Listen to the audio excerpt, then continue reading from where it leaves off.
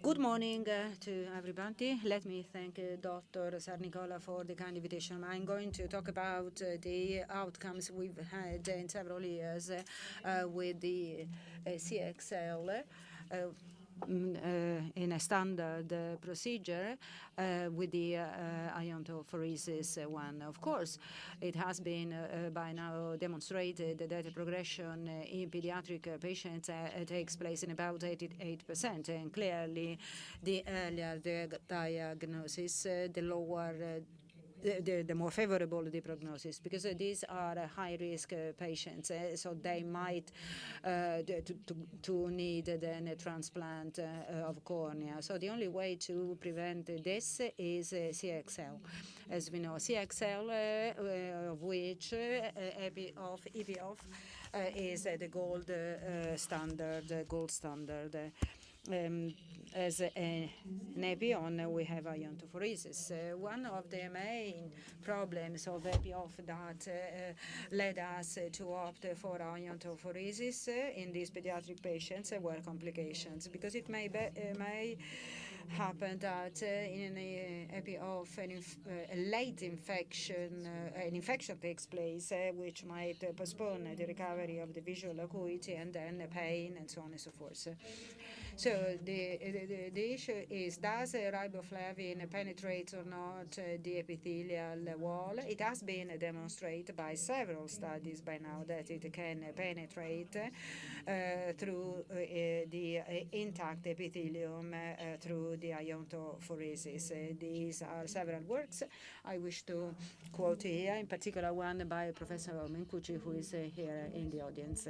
So we have compared 24 eyes of pediatric patients, all of them with a second stage chromate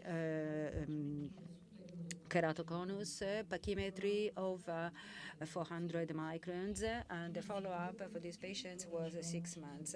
So two groups, 12 CXL with riboflavin, so dextran, every 30 minutes infusions or imbibition, and 9-minute irradiation UV. And then 12 patients receiving CXL on, and you may see here the conditions. So, and the suction system and UVA at 10 milliwatts for 10 minutes. So we have considered the best corrected, the uncorrected, the visual acuity, the manifest refraction, the base. Of course, we have first of all recorded the baseline, corneal topography, pachymetry, slit lamp by microscopy, and endothelial cell count. At the OCT, it is quite clear that the demarcation line is much deeper in patients with EPIOF versus iontophoresis patients. Iontophoresis patients, it isn't visible in 43% of patients, but when it is visible, it's not too bad. And these are images that are taken from posters we have presented at 2016 ARVO. And so we have carried out a study with confocal microscopy to show how the damage at the subbasal plexus is and inferior stroma is certainly lower compared with the CXL standard. This is a patient I'm showing you, 13 years old, 10/10 visual acuity. Ionto CXL, the demarcation line after 1 month can still be clearly visible, and these are the ConfoScan images. This is the topography, so visual acuity after 4 years, 10/10 at the beginning, at the baseline, 10/10 right now. So there is no change in topography, pachymetry, So we have stabilized the picture. And this is the fellow eye. Here the images actually are reversed. Actually, we've gone from 53.4 to 52.5, and this is maximum key.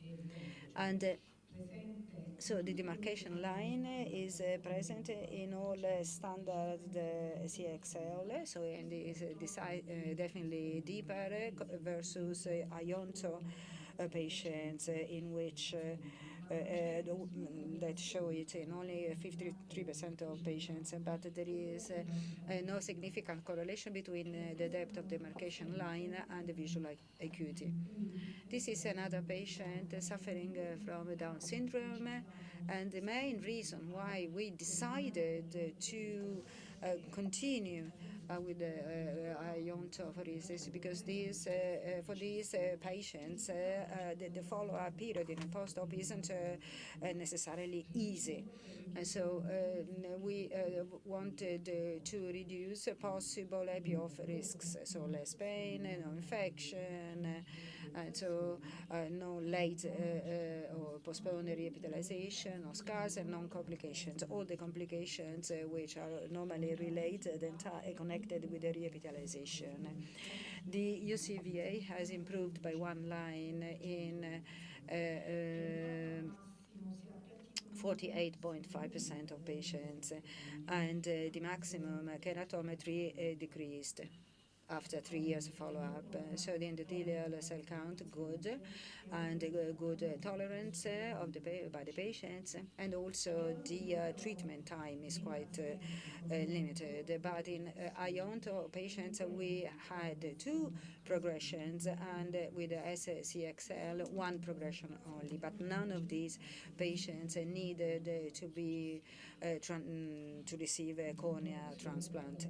So in conclusion, based on our follow-ups, we may say that the 2 techniques are equally able to obtain effective and safe outcome in stabilizing the disease. Thank you.